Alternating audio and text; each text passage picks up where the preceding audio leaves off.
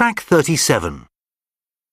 You will hear an interview with a student called Martin who helps to organise an event for Buy Nothing Day. For each question, choose the best answer, A, B or C. When was the last time you went a whole day without buying anything?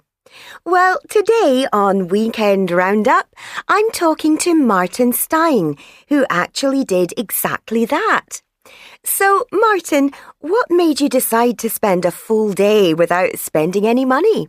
Well, to be honest, it wasn't actually my idea at all. It was a classmate of mine's. She'd read about Buy Nothing Day on the internet. Basically, it's a day of protest against shopping and buying stuff which is held every year. The idea behind it is to draw people's attention to the fact that we buy a lot of things that we don't actually need. I'd never heard of it before, and nor had my mum and dad when I mentioned it to them. Anyway, when my mate suggested that we organise our own Buy Nothing Day event, I thought it could be a lot of fun. It wasn't exactly easy persuading other people to take part, though. Well, certainly not to begin with, anyway.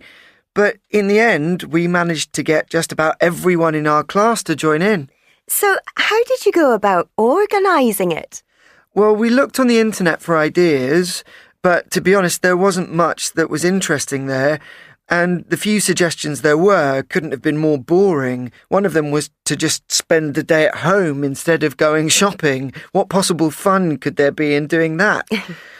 After all, we spend most weekends at home doing homework.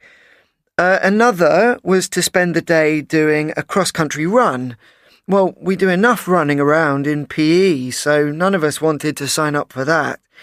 In the end, it was our maths teacher who suggested that we do a zombie walk. A zombie walk, did you say? Yes.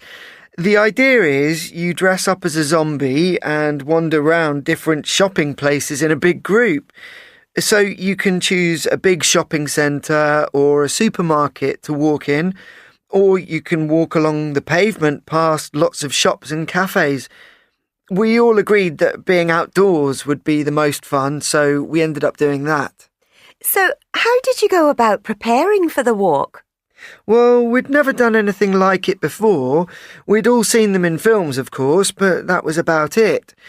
We tried libraries and magazines, but we found more useful information on websites because other people our age had done the same sort of thing and written about it. One idea we got that way was for each of us to wear matching white masks. We also agreed that we should carry empty containers like boxes and plastic bags and wear old clothes during the walk itself. And we decorated them in all sorts of different ways so that they would be as colourful as possible. And I guess you had to spend lots of time practising your zombie moves. Yes, that's right. Learning how to walk like a zombie is a lot more difficult than it looks. They don't actually walk in a straight line, so we had to learn how to do the same. And they also spread their arms out, and that's quite hard to do for long periods of time. It took me ages to get the hang of doing that, but I can do that pretty well now. And then we had to learn to use our heads. Zombies don't usually hold them up. They keep them to one side. But most of us were able to do that without too much practice. So how did the zombie walk go in the end? It could have gone badly, but actually it went well. I was quite worried beforehand, but as soon as we started walking, I just concentrated on how I was moving. I think wearing a mask helped too, as I couldn't really see whether the people watching us thought it was great or embarrassing. But it was great fun, and over 100 people came along to watch us, so I suppose it couldn't have gone any better. So, do you think you'll do it again next year? Well, I've got some plans to do some other campaigns to raise awareness about the issue before then, but I can't tell you about those yet.